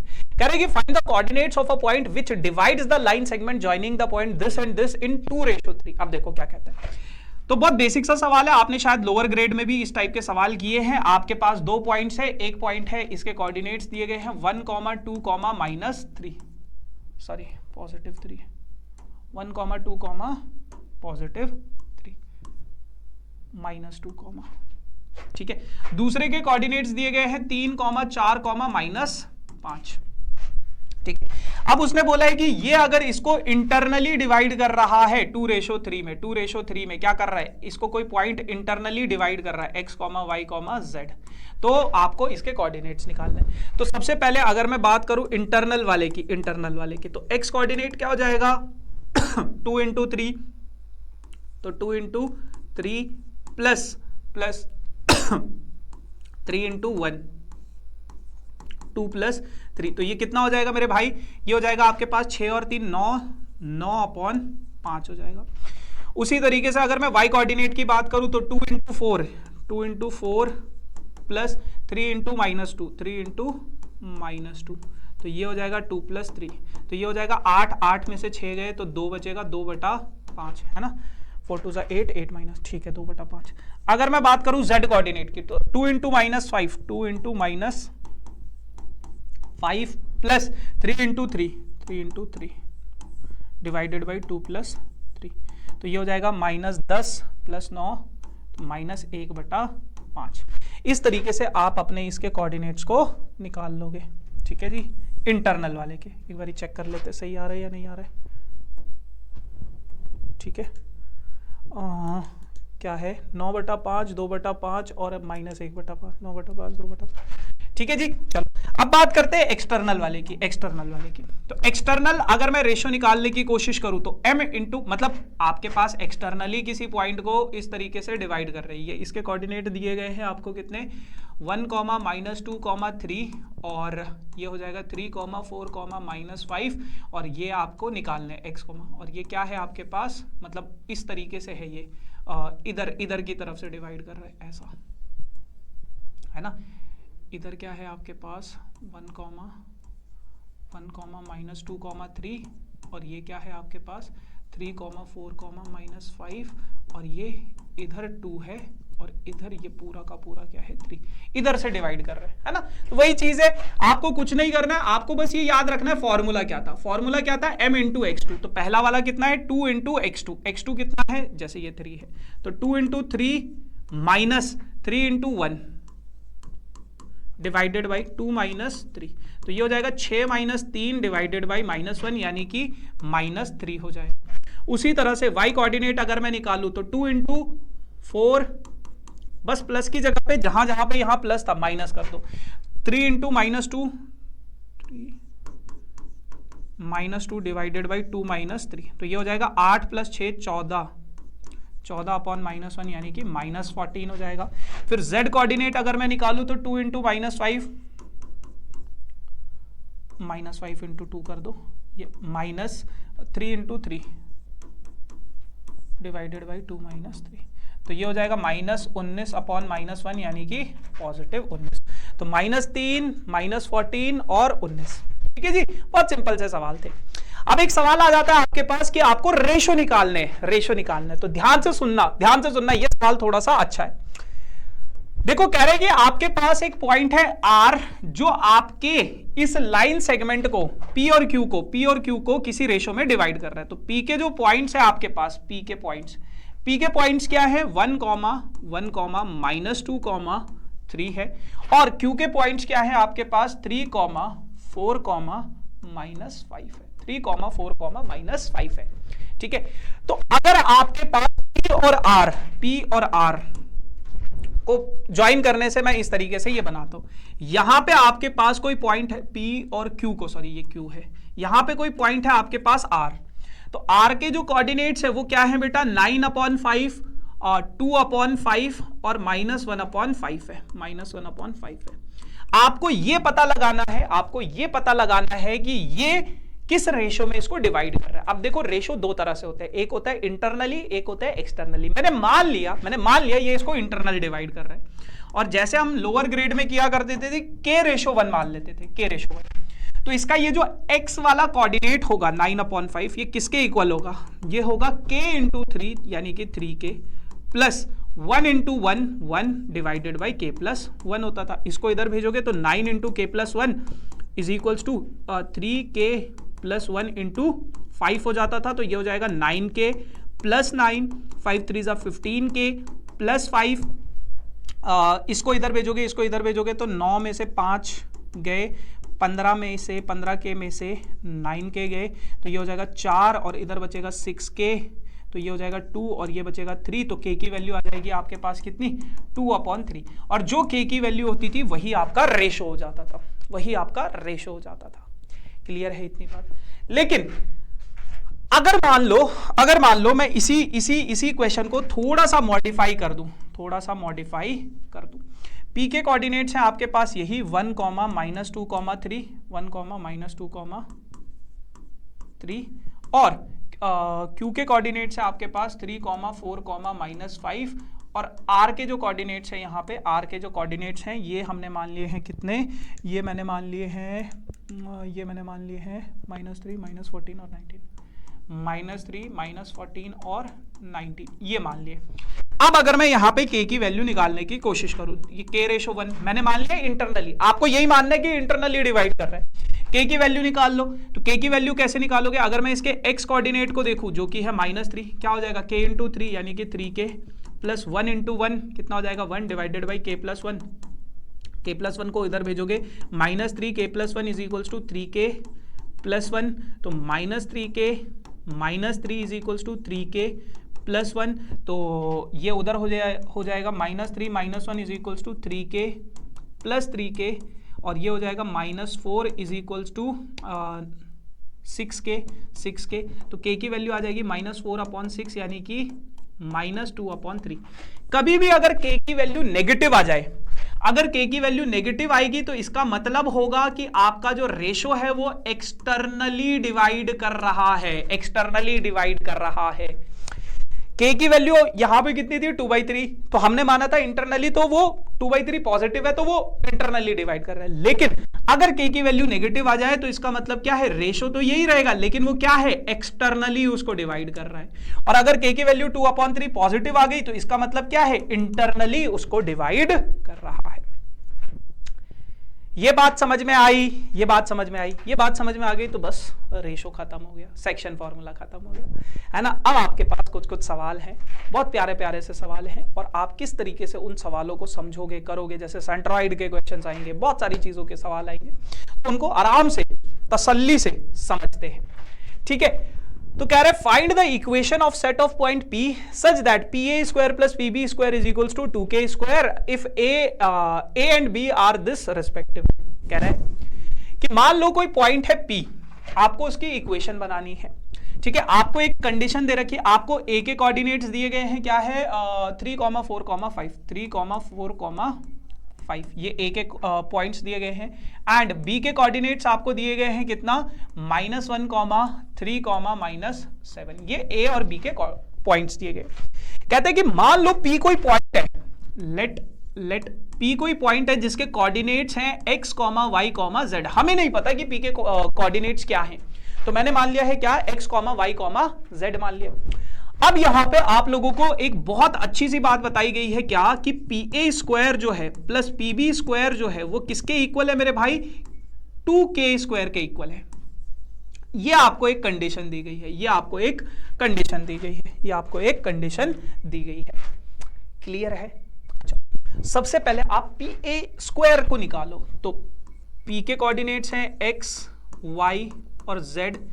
a के कोऑर्डिनेट्स है आपके पास 3, 4 और 5। मैं डायरेक्ट पी ए स्क्वायर निकालने में इंटरेस्टेड हूं, मैं पी ए नहीं निकालूंगा, तो अंडर रूट वाला टर्म हट जाएगा, तो ये हो जाएगा x माइनस 3 या 3 माइनस एक्स, कुछ भी लिख सकते हो आप, आपकी मर्जी है, प्लस y माइनस 4 का स्क्वायर प्लस z माइनस 5 का स्क्वायर। तो इसको अगर मैं थोड़ा सा इलेबोरेट करूं तो ये हो जाएगा एक्स स्क्वायर प्लस 3 का square 9 minus 3 2 6x plus Y square plus 16 minus 8y plus Z square plus 25 minus 10z। इसको थोड़ा सा और सिंप्लीफाई अगर हम करें तो ये हो जाएगा आपके पास क्या, x square plus Y square plus Z square, इन तीनों को एक साथ लिखा, फिर minus 6x minus 8y minus 10z लिखा। अब देखो यहां पे क्या है 9, यहां पे क्या है 16 और यहां पे क्या है 25। 16 और 9 कितना होगा 25, 25 प्लस 25 कितना हो जाएगा 50 हो जाएगा। क्लियर है, ठीक है। अब मैं इंटरेस्टेड हूं पीबी स्क्वायर निकालने में, पीबी स्क्वायर निकालने में। तो पीबी स्क्वायर कैसे निकालेंगे, तो देखो बहुत सिंपल सी कहानी है। पी के कोऑर्डिनेट्स दिए गए हैं x, y, z और बी के कोऑर्डिनेट्स आपको दिए गए हैं क्या, -1, 3, -7। ठीक है, तो पी और बी के कोऑर्डिनेट्स आपको दिए गए हैं, तो आप लोग निकाल लो पीबी स्क्वायर। पीबी स्क्वायर कैसे निकालोगे, तो देखो जैसे हमने उसमें निकाला था। अब देखो यहां पे क्या होगा, x -1 हो जाएगा, तो ये क्या हो जाएगा आपके पास x + 1 हो जाएगा। ध्यान रखना इन चीजों का। तो पहले आएगा x + 1 का स्क्वायर प्लस y - 3 का square plus z minus minus plus हो जाएगा, तो z + 7 का स्क्वायर। क्लियर है, ठीक है। अब ये आप लोगों के पास क्या हो जाएगा, ये आपके पास हो जाएगा x स्क्वायर प्लस 1 का square 1 plus 2 into X 2x plus Y square plus 3 का square 9 minus 3 2 6y plus z square plus 7 का 49 प्लस 7 2 14z हो जाएगा। क्लियर है, ठीक है। अब इसको थोड़ा सा अगर मैं सिंप्लीफाई करूं तो पीबी स्क्वायर जो होगा वो आपके पास कितना हो जाएगा, X square plus Y square plus Z square है ना, plus 2x minus 6y plus 14z और ये कितना हो जाएगा 50 और 9 59 हो जाएगा। ठीक है, पी ए स्क्वायर और पीबी स्क्वायर हमने निकाल लिया। अब हमें सवाल में बोला गया है कि इन दोनों को ऐड करना है, तो P A square plus PB square जो है वो किसके इक्वल है, 2k स्क्वायर के इक्वल है। तो इक्वेशन अगर मैं देखूं तो ये क्या हो जाएगा, पी ए की value X square plus Y square plus Z square, पहले तो ये आ गया, minus 6x minus 8y minus 10z plus 50। PB की वैल्यू क्या हो जाएगी, एक्स स्क्वायर मतलब प्लस में चल रहा है plus Y square plus Z square plus 2x minus 6y plus 14z plus 59 is equals to 2k square हो जाएगा। इतनी बात क्लियर है। अब अगर मैं इन सबको ऐड करूं तो देखो x square plus x square कितना हो जाएगा, 2x स्क्वायर हो जाएगा plus Y square plus Y square 2y square Z square plus Z square 2z square.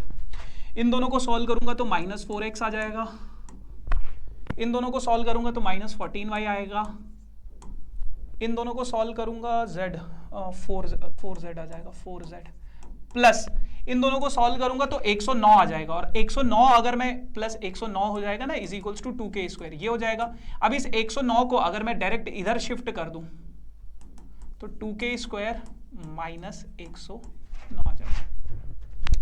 ठीक है बड़े भैया, तो X square plus Y square plus Z square minus 4x minus 14y minus 4x minus 14y plus 4z is equals to 109 square. k square नहीं होगा, ये 2k square होगा, 2k square दे रखा ना, 2k स्क्वायर, यहाँ सॉल्यूशन में थोड़ा दिक्कत है। ठीक है जी, ठीक है जी, चलो ऐसा हो जाएगा। अगला सवाल बढ़ते हैं आगे और जानने की कोशिश करते हैं कि ये कैसा होगा। बहुत प्यारा सा सवाल है, कहता है find the equation of set of point P the sum of whose distance from A and B is equal to 10 unit. कह रहे हैं कि मान लो आपके पास कोई पॉइंट है P, स्पेस में है वो पॉइंट, क्योंकि तीन पॉइंट्स दे रखे तो स्पेस में ही होगा। तो P के जो कोऑर्डिनेट्स है हमने मान लिए x, y, z मान लिए। अब उसने क्या बोला है, sum of whose distance from A and B, इस पॉइंट P का A से जो डिस्टेंस होगा और इस पॉइंट P का B से जो डिस्टेंस होगा है ना। तो PA प्लस PB जो है, ये अच्छा सवाल है, थोड़ा ध्यान से समझ के करना इसको। इसका जो डिस्टेंस है वो कितना दे रखा है भैया, 10 यूनिट्स दे रखा है। अच्छा, अब यहां पे अगर मैं देखूं तो PA का जो वैल्यू होगा वो कितना हो जाएगा, 10 माइनस PB हो जाएगा। अरे होगा कि नहीं होगा, ठीक, 10 माइनस PB हो जाएगा। अब आपको पता है अगर मैं PA निकालूंगा तो अंडर रूट वाला टर्म आएगा, PB निकालूंगा तो अंडर रूट वाला टर्म आएगा। तो मैंने क्या कर दिया, दोनों तरफ स्क्वायरिंग कर दी। मैंने क्या किया, PA स्क्वायर निकाला और इधर क्या कर दिया, 10 माइनस PB का होल स्क्वायर कर दिया। तो ये आपके पास हो जाएगा PA square is equals to 10 का square 100 plus PB square minus 10 into 2 20 PB हो जाएगा, 10 टू 20। क्लियर है, क्लियर है, क्लियर है इतनी बात, ठीक है। अब अगर आपको इतनी कहानी समझ में आ गई है मेरे भाई, तो PA स्क्वायर और PB स्क्वायर निकाल लो। एक काम करते हैं, अलग सी स्लाइड में चलते हैं और PA स्क्वायर निकालते हैं। P के कोऑर्डिनेट्स हैं आपके पास x, y, z और A के कोऑर्डिनेट्स है आपके पास शायद 4, 0, 0। क्या है 4, 0, 0, ठीक है, 4, 0, 0। तो PA स्क्वायर अगर मैं निकालने की कोशिश करूं तो 4 माइनस एक्स का whole square plus y minus 0 यानी कि y square plus z minus 0 यानी कि z का स्क्वायर। समझ में आया, बिल्कुल आया। तो ये हो जाएगा आपके पास 16 plus x square minus 4 two 8x plus Y square plus z square. अरे भैया समझ में आया, बिल्कुल आया, है ना, सिंपल कैलकुलेशन चल रही है। तो यहां पे अगर मैं देखूं PA स्क्वायर की वैल्यू, PA स्क्वायर की वैल्यू जो हम लिखेंगे यहां पे, PA स्क्वायर की वैल्यू, चलो इसी पेन से लिख लो। PA स्क्वायर की वैल्यू क्या है, एक्स स्क्वायर, क्या था, X square plus Y square plus Z square, x square plus Y square plus Z square plus 16 minus 8x is equals to, है ना, यही है ना भाई, माइनस 8x प्लस 16, ठीक है। 100 प्लस PB स्क्वायर की वैल्यू भी निकालनी ना, PB स्क्वायर की वैल्यू, आ जाओ। तो PB स्क्वायर की वैल्यू भी निकाल लेते हैं यहाँ पे, PB स्क्वायर की वैल्यू भी निकाल लेते हैं। तो P के कोऑर्डिनेट है x, y, z और B के कोऑर्डिनेट्स क्या है, B के कोऑर्डिनेट्स क्या है, B के कोऑर्डिनेट्स है -4, 0, 0, -4, 0, 0। तो PB स्क्वायर अगर मैं निकालने की कोशिश करूंगा वही सेम डिस्टेंस फॉर्मूला से, तो x माइनस माइनस प्लस हो जाएगा, तो ये हो जाएगा x प्लस 4 का स्क्वायर प्लस y का स्क्वायर प्लस z का स्क्वायर। तो ये हो जाएगा x square plus 16 plus 8x plus Y square plus Z square. तो PB स्क्वायर की जो वैल्यू होगी वो यहां पे अपन लोग लिख लेते हैं, X square plus Y square plus Z square plus 16 plus 8x और यहां पे -20 PB मैं एज इट इज लिख रहा हूं। PB की वैल्यू नहीं सब्सटीट्यूट कर रहा हूं, अभी PB की वैल्यू सब्सटीट्यूट नहीं कर रहा हूं, ठीक है जी। अब देखो x square Y square Z square, x square Y square Z square, इधर जाएंगे माइनस हो जाएंगे, 16 से 16 गया, ये -8x को इधर भेज दो और -20b को इधर भेज दो, तो 20b इधर आके क्या हो जाएगा, पॉजिटिव हो जाएगा, इज इक्वल्स टू 100 इधर पहले से था, 8x एक इधर पहले से था, एक और आएगा तो पॉजिटिव हो जाएगा, क्लियर। तो ये हो जाएगा 20pb is equals to 100 plus 16x हो जाएगा, 100 प्लस 16x हो जाएगा, क्लियर इतनी बात, ठीक है।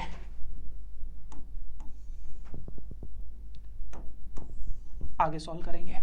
देखो अब अगर मैं देखो PB जो है अंडर रूट वाला टर्म है, PB क्या है, अंडर रूट वाला टर्म है। अगर मैं दोनों तरफ स्क्वायरिंग कर दूं, 20pb का स्क्वायर दोनों तरफ स्क्वायरिंग कर दूं, तो ये हो जाएगा 100 प्लस 16x का होल स्क्वायर, ठीक है। तो ये कितना हो जाएगा, 400 PB स्क्वायर। अच्छा एक काम कर सकते हैं यहां से हम ना, पहले ये थोड़ा सा लेंदी हो जाएगा, यहां से 20pb था, कुछ कॉमन ले सकते हैं क्या, 100 4 कॉमन आ जाएगा, तो ये हो जाएगा 25 प्लस 4x हो जाएगा, 4 से काटोगे तो 5 हो जाएगा, तो 5 PB स्क्वायर। तो ये हो जाएगा आपके पास 5 PB इज इक्वल्स टू कितना बचेगा, 25 प्लस 4x, 25 प्लस 4x बच जाएगा, ठीक है जी। अब अगर मैं दोनों तरफ स्क्वायरिंग कर दूं, अब अगर मैं यहां पे भी स्क्वायरिंग कर दिया और यहां पे भी स्क्वायरिंग कर दिया, तो ये हो जाएगा 25 PB square is equals to 25 का स्क्वायर हो जाएगा 625, 4 का हो जाएगा 16x square plus plus plus plus हो जाएगा 100 प्लस 200x हो जाएगा, थोड़ा सा लेते हैं। PB स्क्वायर की वैल्यू अभी अभी आपने निकाली थी कितनी, PB स्क्वायर की वैल्यू अभी अभी आपने निकाली थी कितनी, X square plus Y square plus Z square plus 8x plus 16 is equals to 625 plus 16x square plus 200x हो गया।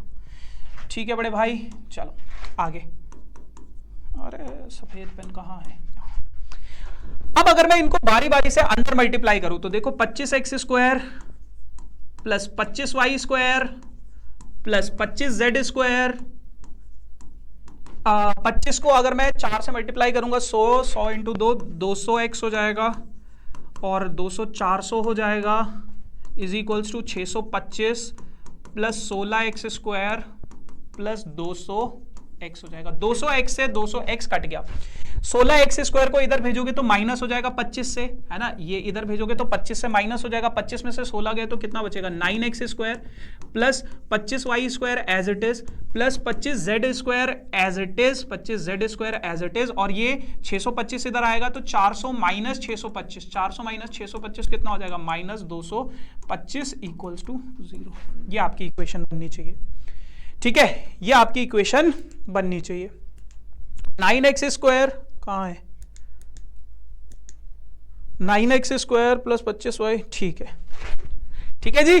तो ऐसे करना, देखो बहुत सिंपल सी कहानी है, कहानी में कुछ भी नहीं है, आपको जो भी कंडीशन दे रखी है बस ये देखो।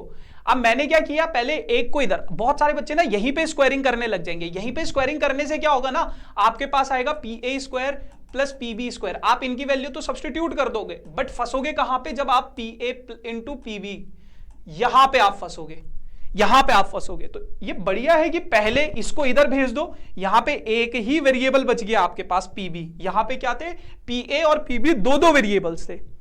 हो तो ऐसे भी जाएगा बट बहुत लेंदी हो जाएगा, तो थोड़ा सा कैलकुलेशन को इजी करने के लिए ऐसे। अब जब ये pb बच गया तो अब इसका स्क्वायर कर दो, क्योंकि pb की वैल्यू अंडर रूट में, तो उसका स्क्वायरिंग करना पड़ेगा।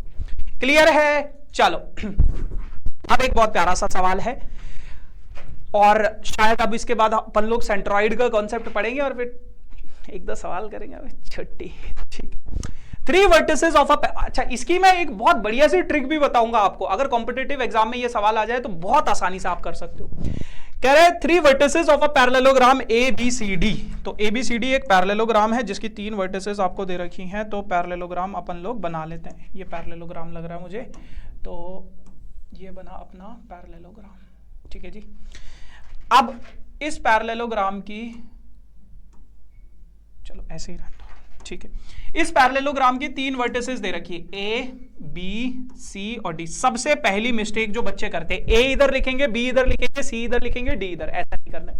या तो एंटी क्लॉकवाइज या फिर क्लॉकवाइज, सॉरी क्लॉकवाइज या फिर एंटी क्लॉकवाइज, जैसे भी A B C D या फिर A B C D, ऐसे नहीं A इधर B इधर नहीं, है ना। A के कोऑर्डिनेट्स आपको दिए गए हैं कितने, 3, -1, -2। बी के कोऑर्डिनेट्स दिए गए हैं आपको कितना, 1, 2, -4। सी के कोऑर्डिनेट्स आपको दिए गए हैं कितना, -1, 1, 2। और डी के कोऑर्डिनेट्स हमें पता नहीं है, तो इसके कोऑर्डिनेट्स हमने मान लिए x, y, z मान लिए। तो ए के कोऑर्डिनेट्स, बी के कोऑर्डिनेट्स और सी के कोऑर्डिनेट्स और डी के कोऑर्डिनेट्स अपन लोगों ने 3, -1, 2, 1, 2, -4, -1, 1 और 2 और ये x, y, z। ठीक है जी, चलो ए, बी और सी के कोऑर्डिनेट्स अपन लोगों ने लिख दिए। अब find the coordinates of the 4th vertices, चौथे वर्टेक्स के कोऑर्डिनेट्स निकालना है। तो देखो मैंने आपको बोला था सेक्शन फॉर्मूला आपको डायरेक्ट नहीं दे रखा है, बट उससे रिलेटेड क्वेश्चंस आपको जरूर दे रखे।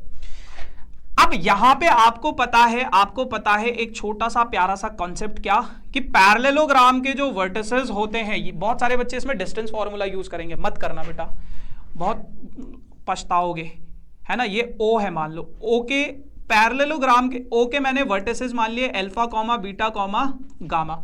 O के भी कुछ ना कुछ वर्टिसेस होंगे, जैसे अपन लोग 10th क्लास में किया करते थे।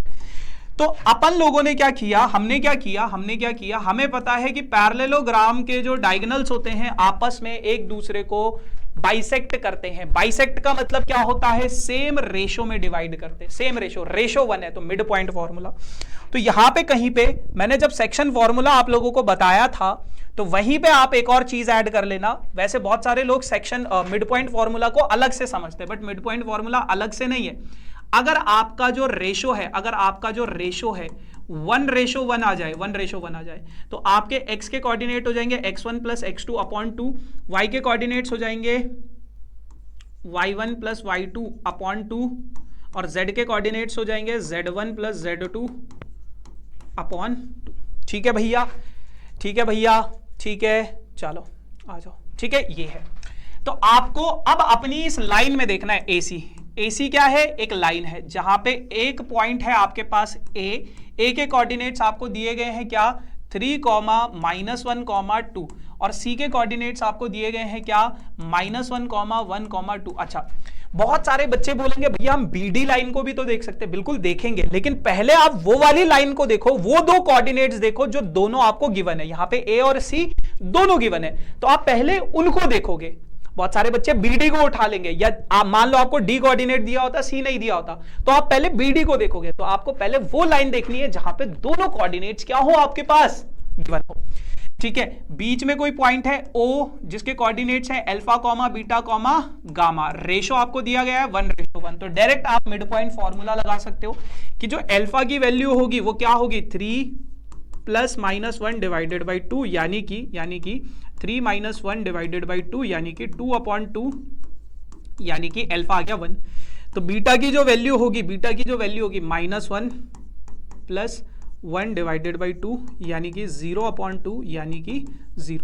गामा की जो वैल्यू होगी, 2 + 2 डिवाइडेड बाई 2, यानी कि 4/2, यानी कि 2। तो अल्फा, बीटा और गामा की वैल्यू आप लोगों ने निकाल दी कितनी? 1, 0 और 2।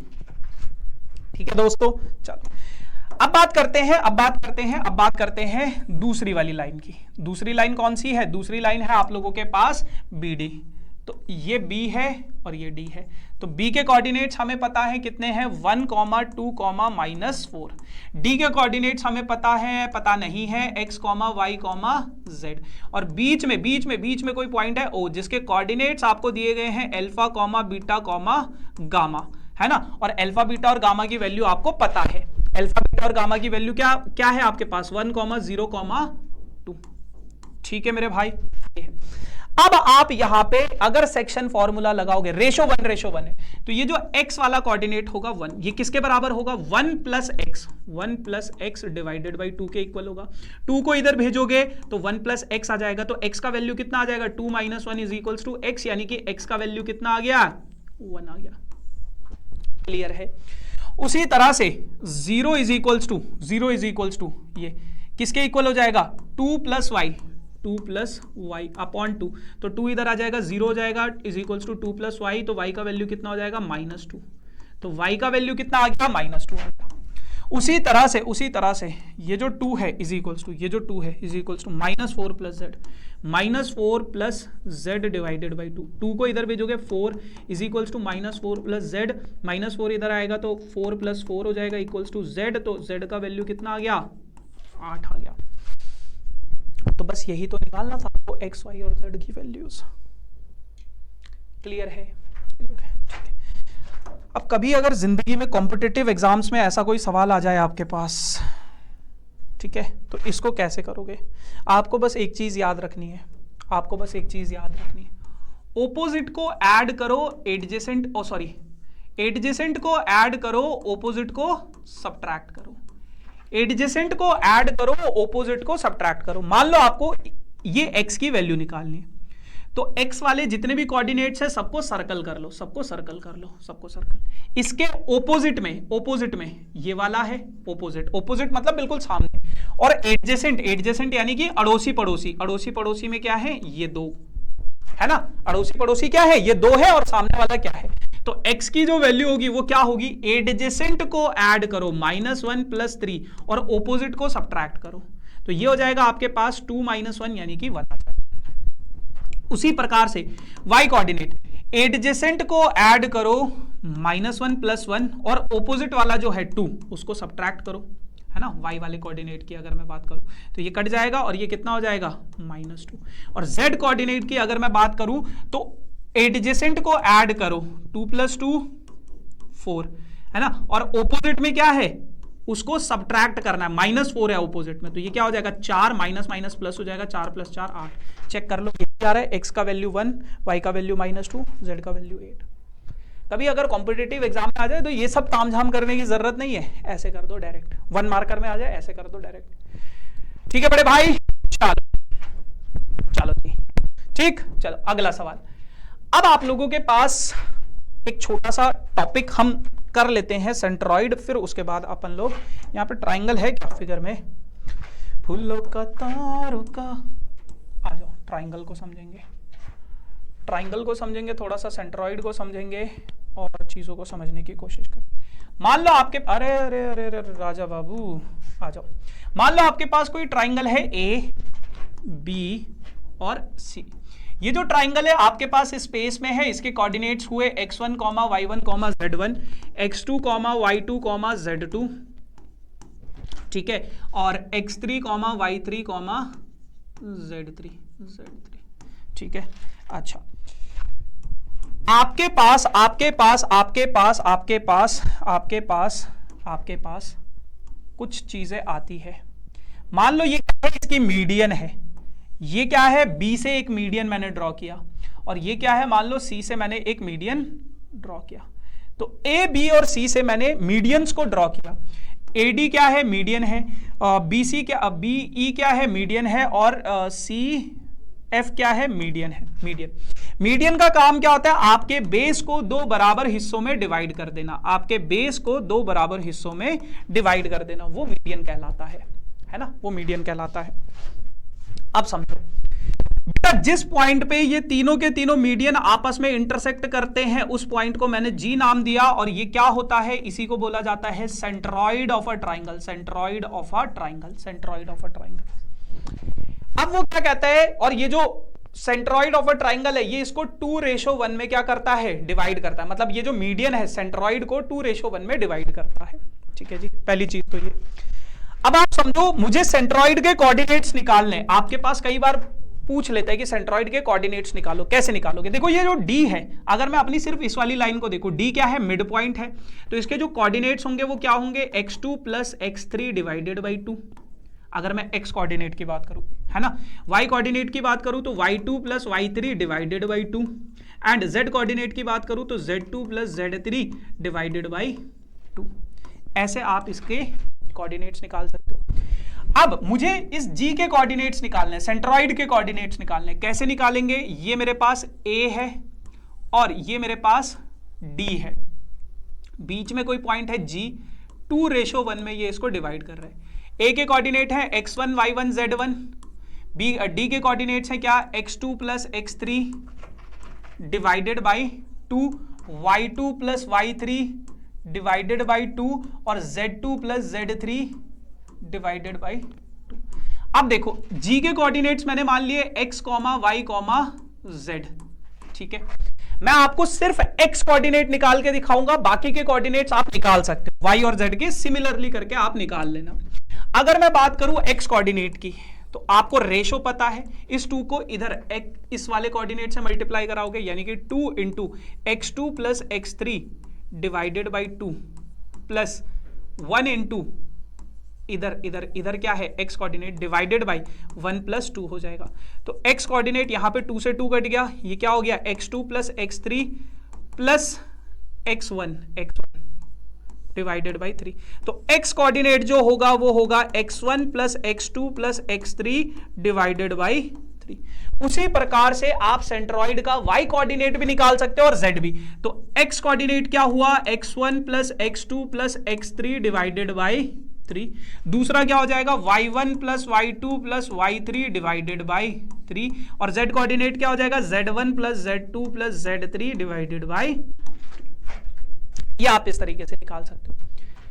अब इसके ऊपर सवाल कैसे आते हैं, पहला सवाल है आप लोगों के पास कुछ ऐसा सा,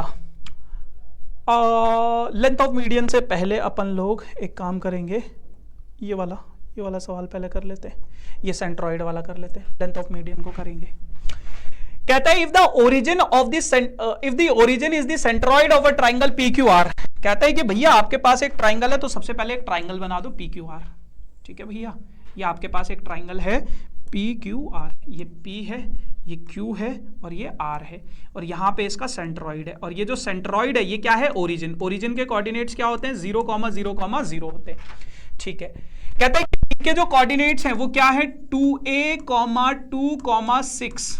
Q के जो कोऑर्डिनेट्स हैं वो क्या है, -4, 3b, -10। ठीक है, और R के जो कोऑर्डिनेट्स हैं वो क्या है, 8, 14, 2c। 8, 14, 2c। ठीक है बड़े भाई, चलो तो P, Q और R के कोऑर्डिनेट्स आपको क्या है, गिवन है। आपको A, B और C की वैल्यू निकालनी है। तो आपको पता है यार, ये जो सेंट्रॉइड होता है 0, ये किसके इक्वल होगा, x1 plus x2 plus x3, यानी कि 2a प्लस -4 प्लस उधर क्या है 8 है, डिवाइडेड बाई 3 इधर भेजोगे 0 आ जाएगा, इज इक्वल्स टू 2a। इन दोनों को सॉल्व करोगे तो +4, ये 4 इधर आएगा, -4 इज इक्वल्स टू 2a। तो ये a का वैल्यू कितना आ जाएगा, -2। a का वैल्यू आ गया -2।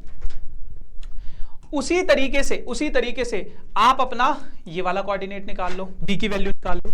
b की वैल्यू कैसे निकालोगे, देखो 0 is equals to 3b plus 2 plus 14 है ना, x1 प्लस x2 कितना है, 3b प्लस x3 कितना है, 14 डिवाइडेड बाई 3 को इधर भेजोगे 0, तो ये हो जाएगा 16 प्लस 3b, तो ये हो जाएगा आपके पास -16 इज इक्वल्स टू 3b। तो b का वैल्यू हो जाएगा -16/3।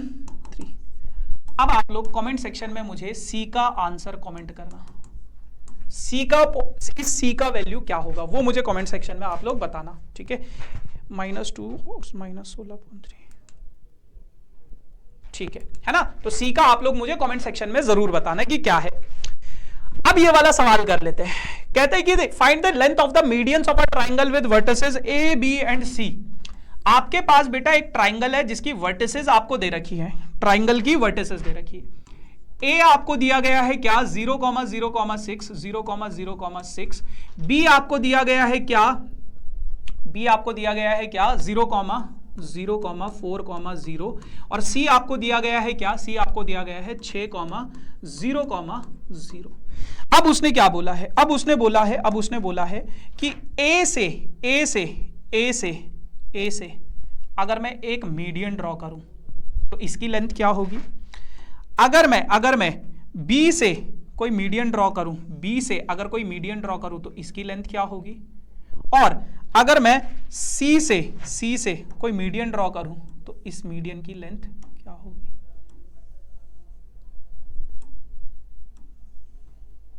C से अगर मैं कोई मीडियन ड्रॉ करूं तो इस मीडियन की लेंथ क्या होगी। यानी कि मेरे भाई आपको क्या निकालना है, AD निकालना है, BC निकालना है और CD निकालना है, ये निकालना है, और C BE और CF निकालना है, ये निकालना है आपको। तो देखो अगर बात करूं AD निकालना है, AD, इसके लिए मुझे क्या चीज पता होनी चाहिए, A के कोऑर्डिनेट्स और D के कोऑर्डिनेट्स पता होने चाहिए। A के कोऑर्डिनेट्स तो पता है, पर क्या D के कोऑर्डिनेट्स पता है, नहीं पता है, लेकिन मैं निकाल सकता हूं। कैसे, मुझे पता है कि मेरा मीडियन इसको क्या करेगा, 2 बराबर हिस्सों में डिवाइड कर देगा। अब 2 बराबर हिस्सों में यानी कि रेशो हो गया 1:1, तो मिड पॉइंट फॉर्मूला 6/2 3 हो जाएगा, ये हो जाएगा 2,0। ये D के कोऑर्डिनेट्स हो गए। A के कोऑर्डिनेट्स पता चल गए, D के कोऑर्डिनेट्स पता चल गए, तो A के कोऑर्डिनेट्स क्या है 0,0,6 और D के कोऑर्डिनेट्स क्या है 3,2,0। तो AD का वैल्यू कितना हो जाएगा, AD का वैल्यू हो जाएगा अंडर रूट 3 - 0 यानी कि 3 का स्क्वायर प्लस 2 का स्क्वायर प्लस 6 का स्क्वायर, तो ये हो जाएगा 9 प्लस 4 प्लस 36, तो ये हो जाएगा आपके पास 40, 49 का हो जाएगा आपके पास कितना 7। तो AD जो है कितना आ गया आपके पास 7 आ गया। AD जो है कितना आ गया आपके पास 7 आ गया। अब उसी तरह से क्या मैं BC निकाल सकता हूं, क्या मैं BC, लेकिन पहले मैं BE, पहले मैं E के कोऑर्डिनेट्स निकालूंगा, फिर दोबारा से रेशो सेम है तो 1:1, तो 6 + 0 यानी कि 3, 0 + 0 यानी कि 0, 6/2 यानी कि 3। अब B के कोऑर्डिनेट्स पता है मुझे, B के कोऑर्डिनेट्स पता है 0,4,0 और E के कोऑर्डिनेट्स पता है मुझे 3,0,3। तो BE का जो वैल्यू होगा वो कितना हो जाएगा अंडर रूट ऑफ 3 - 0, 3 का स्क्वायर प्लस 4 का स्क्वायर प्लस 3 का स्क्वायर, तो ये हो जाएगा 9 प्लस 16 प्लस 9, तो ये हो जाएगा 9 18 24 34 हो जाएगा 34 अंडर रूट 34। ठीक है जी। अब उसी प्रकार से क्या हम सी एफ के कोऑर्डिनेट्स निकाल लो पहले, mid point formula. Sorry, median क्या करता है, आपके दो बेस को दो बराबर हिस्सों में बांट देता है। तो मिड पॉइंट फॉर्मूला 0 + 0/2, 0 + 4/2, 6/2, 3। तो अब यहां पे अगर मैं बात करूं सी के कोऑर्डिनेट्स 6, 0, 0 और एफ के कोऑर्डिनेट्स 0, 2, 3, 0, 2, 3। तो सी एफ जो होगा वो हो जाएगा आपके पास अंडर रूट 6 - 0 यानी कि 6 का स्क्वायर प्लस 2 - 0 यानी कि 2 का स्क्वायर, 3 का स्क्वायर। तो ये हो जाएगा आपके पास 36 + 4 + 9, तो यानी कि अंडर रूट 49 = 7। तो इस प्रकार से आप अपने तीनों मीडियन 7, अंडर रूट 34 और 7 यूनिट ये निकाल सकते हो। ठीक है बड़े भाई, चलो जी। So yes guys, this is all about for this session. I hope आप लोगों को सेशन में मजा आया होगा, आप लोगों ने एंजॉय किया होगा, चीजें समझ में आई होंगी। बहुत बेसिक से सवाल थे और प्रैक्टिस करना। बाकी thank you so much for joining this session. Make sure session को लाइक, शेयर एंड सब्सक्राइब जरूर करना चैनल को for this type of amazing videos. अब हम मिलेंगे किसी नए सेशन में नई कहानी के साथ, तब तक के लिए टाटा बाय बाय।